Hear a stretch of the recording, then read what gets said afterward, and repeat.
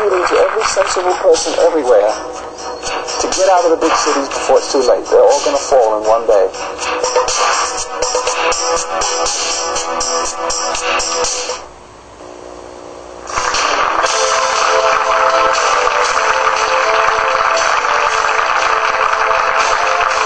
We're talking about mind control today.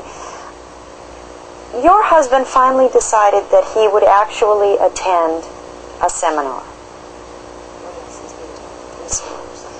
At that first one, do you remember what you were told about anyone who goes to a seminar? That they're like an alcoholic, that you can't get through to them after they've been down there, just because of the denial. They'll deny it. But it can become somehow addictive, is what you were told. Mm-hmm. Okay. Do you remember him being different when he came back? Oh, yes. I mean, he told me I have to quit work, I have to stay home and take care of the kids, and give up my friends. I mean, he just came in and it was a bad scene. Also joining us today is a man who is an expert in groups that convince people to change their lives. Welcome, please, Steve Hassan.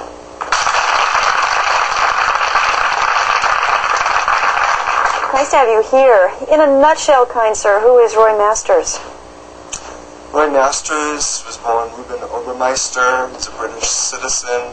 He has been arrested. He has been charged for practicing medicine without a license. He's one of 3,000 cult leaders in the United States. And in my work counseling people out of destructive cults, the people that I've worked with involved with this group have been the most damaged, among the most damaged. Does hypnosis play in this? Oh, absolutely. Roy Masters was a professional hypnotist, and then he decided that he was really sinless, or at least he claims to be sinless, and started the Foundation for Human Understanding.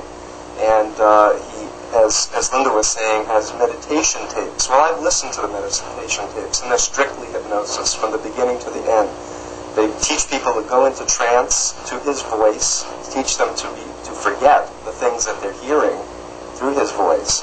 And through the combination of using the tapes daily and listening to his radio show, people are put under mind control.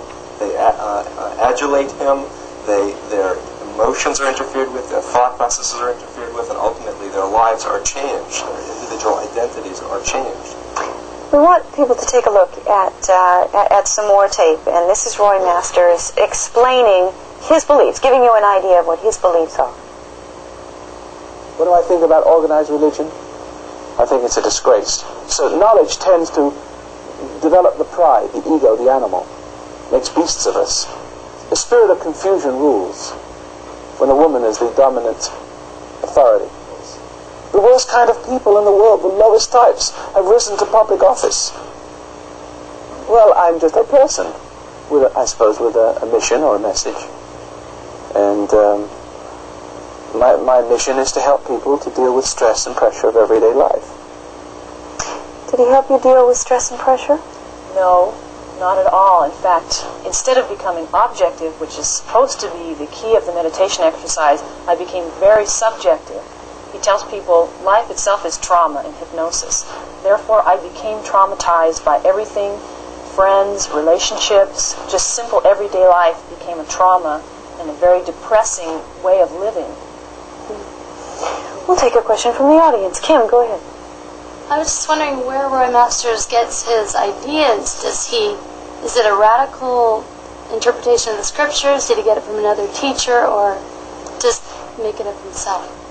He uses a lot of scripture, but he takes it out of context, and he uses it only to support his position. And I have studied a little bit of Krishnamurti, which is a Hindu teacher from India, and a lot of his principles come from that direction, from that Eastern Hindu connection, which he would never admit to if you asked him. He would say it's Judeo-Christian. I don't mean this to slight Linda in the least. Is there a certain kind of person who is more susceptible to this suggestion than another? In my experience, people who are going through stress or trauma, changing jobs, changing relationships, moving to other cities, dealing with illness or the loss of a loved one are particularly vulnerable, but everyone is susceptible. It's a matter of just being at the wrong place at the wrong time, not knowing anything about deception and mind control cults, and getting getting sucked in one step at a time, deeper and deeper and deeper into it. Phone caller on the line. Go ahead, you're on the air. Hi, I was wondering if either of your guests had, while they were at seminars, had seen someone not react to Roy Masters, you know, and how he reacted. Did he pass them by, or did he, you know, tell them that was the devil, the way that they were not reacting?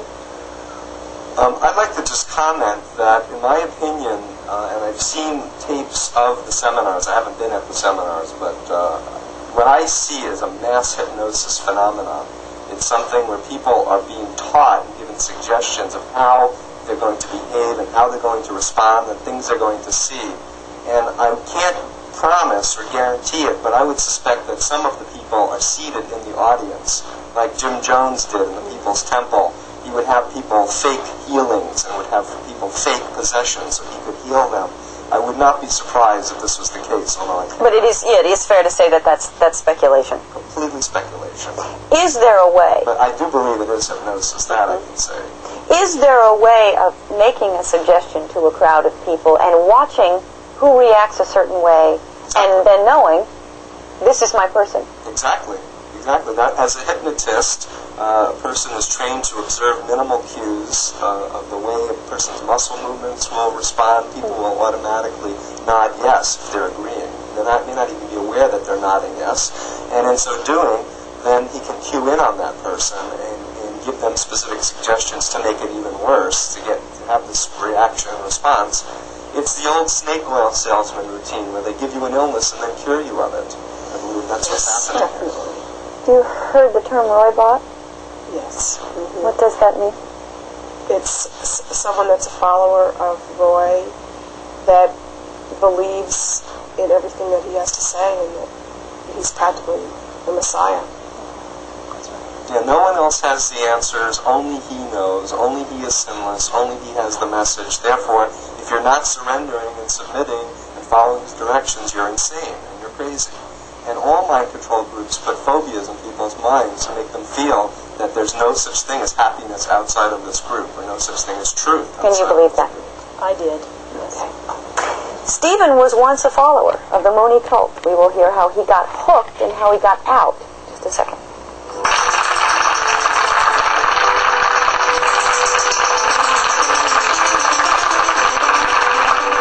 Here I am trying to awaken you, and then I'm the only person that you should have followed.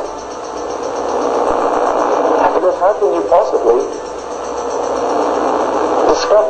take that journey, except that you followed a man that's awakened you until you awakened